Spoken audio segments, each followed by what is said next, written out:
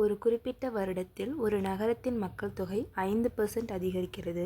மேலும் அதற்கு அடுத்த வருடத்தில் மக்கள் தொகை 5% குறைகிறது. இரண்டாவது ஆண்டின் முடிவில் மொத்த மக்கள் தொகை 9975 எனில் முதலாம் ஆண்டின் தொடக்கத்தில் மக்கள் தொகை எவ்வளவு? இப்போ இந்த கொஷினை பார்த்தோம் அப்படின்னா ஒரு ஸ்டார்டிங்கில் ஒரு மக்கள் தொகை இருக்காங்க. இருந்துட்டு அடுத்த இயர் பார்த்தோன்னா 5% அதிகமாகிருக்கு. அதுக்கு அடுத்த வருஷம் 5% குறையுது. இந்த அதிகமாகி குறையுதா, அதனால் மக்கள் எவ்வளோ ஆயிருக்காங்க அப்படின்னா 9975 ஆயிட்டாங்க அப்படின்னா தொடக்கத்தில் எவ்வளோ இருக்கும் அப்படின்னு தான் கேட்குறாங்க. இது எப்படி நம்ம போட போகிறோம் அப்படின்னா எப்பயும் மேக்ஸிமம் தொடக்கத்தில் இவ்வளோ இருந்தாங்க, அடுத்த வருஷம் இவ்வளோ குறைஞ்சி இவ்வளோ கூடினாங்க அப்படின்னா எவ்வளோ பேர் இருப்பாங்க, இந்த டேர்ம் கொடுத்துட்டு இந்த டேர்ம் கேட்பாங்க. நமக்கு என்ன அப்படின்னா இவ்வளோ பேர் ஆயிட்டாங்க அப்படின்னா முன்னாடி எவ்வளோ இருந்தாங்கன்னு இந்த கொஷினில் நமக்கு கேட்டிருக்காங்க.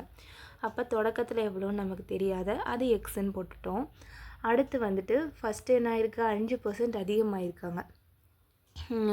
ஃபஸ்ட்டு வருடம் 5% அதிகமாச்சு அப்படின்னால 100 கூட நம்ம ப்ளஸ் பண்ணி 105/100ன்னு போட்டாச்சு. அடுத்து 5% குறையுது அப்படிங்கிறனால 100 கூட 5 மைனஸ் பண்ணி 95/100ன்னு போட்டுட்டா ஈக்குவல் டு இப்போ எவ்வளோ இருக்காங்க, 9975 இருக்காங்களா, அதை போட்டாச்சு. இப்போ என்ன பண்ணுவேன் அப்படின்னா இது ரெண்டையும் மல்டிப்ளை பண்ணுறேன். இது ரெண்டையும் மல்டிப்ளை பண்ணும்போது நமக்கு 9975 கிடைக்கும். கீழே என்ன கிடைக்கும்னா 4 0 இருக்கா, ஸோ அதனால் 10,000 நமக்கு கிடைக்கும். ஈக்குவட்டில் என்ன இருக்குது, 9975 இருக்கா. அப்போ என்ன பண்ணுவோம், இதுவும் கேன்சல் பண்ணிடுவோம். ஃபைனலாக நமக்கு எக்ஸ் தான் வேணும். ஸோ அதனால் இந்த 10,000 ரைட் சைட் கொண்டு போனோம் அப்படின்னா நமக்கு முன்னாடி எவ்வளோ மக்கள் தொகை இருந்தாங்க அப்படின்னா 10,000 இருந்தாங்க. அவ்வளோதான்.